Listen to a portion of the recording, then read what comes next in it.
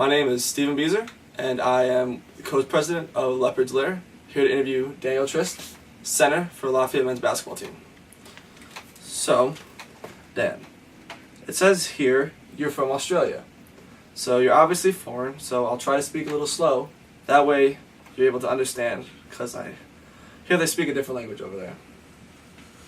No, we actually speak English. But here, I'm pretty sure you don't speak English because you're foreign, so you're, international student. No, we're an English-speaking country, just like America. Are you sure? 100% positive. Because I hear an accent and it's really hard to hear, so if you just speak up a little bit, because the different dialect. I think you're just having hearing problems. Okay, we'll move on from that. First question. Being from Australia, I was wondering if you knew the secret ingredient to the bloomin' onion at Outback, since that is authentic Australian food, I've been told. We actually don't have Outback in Australia. There's no such thing as a bloomin' onion in Australia at all. It doesn't exist. Are you sure? Because Outback says it's authentic Australian food. Does not exist. That's a lie. Well, there goes all these questions I was going to ask about Outback.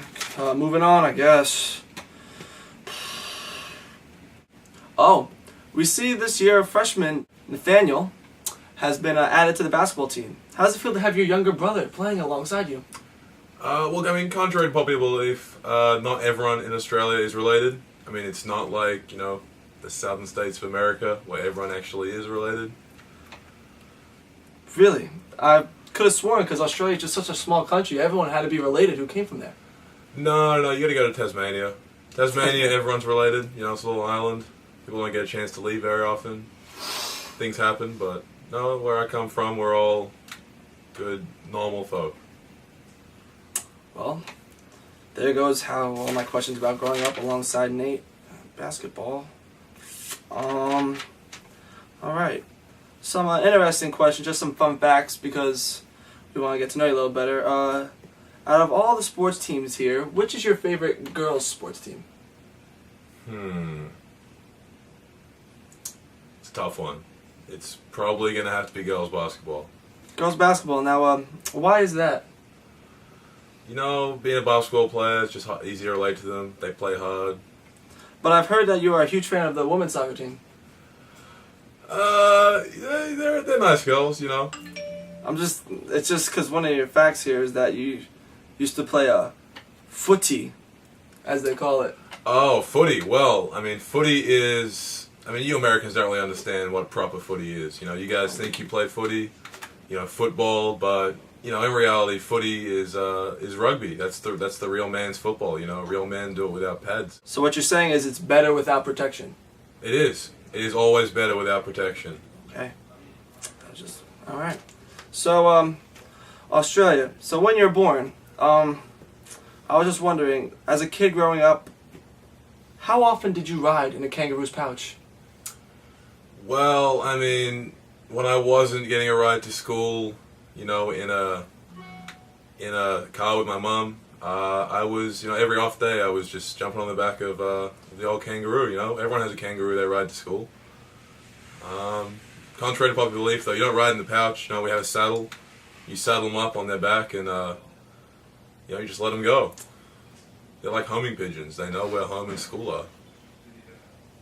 Would the movie Kangaroo Jack be a depiction of how everything is down in Australia with how the kangaroos act and behave?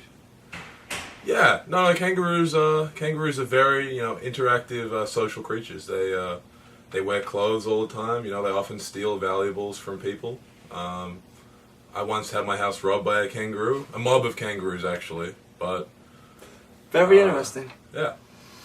So, another movie you might be aware of, it's Crocodile Dundee. I was just... Complete fiction.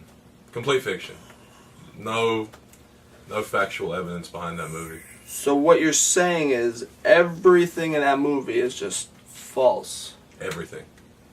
Kangaroo Jack, on the other hand, now that's a documentary-like film, in a way. Documentary-like film. Okay.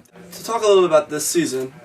Dan, we see you had a very successful season this year, having 19 wins. Can you tell us just a little bit about how What led to your success this year? I think we all played very well together. We played to each other's strengths, and we really came together towards the end of the season. Tony was great for us, and Seth as well. Tony who? I don't really know his last name. He's a pretty quiet guy, actually. He just kind of... Was he one of the walk-ons? Because I heard there were a few walk-ons. I'd be surprised if he had a scholarship, to be honest. Okay, just... But he really picked up towards the end of the season, and that was good for us. And our fan section as well was really strong. You guys, Leopard's Lair, gave us an extra boost in the playoffs, towards the end of the season there. One last question comes in from Cutie Pie XOXO.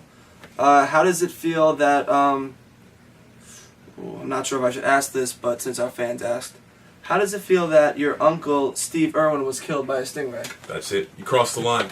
It's a national icon. You can't do that. This is over.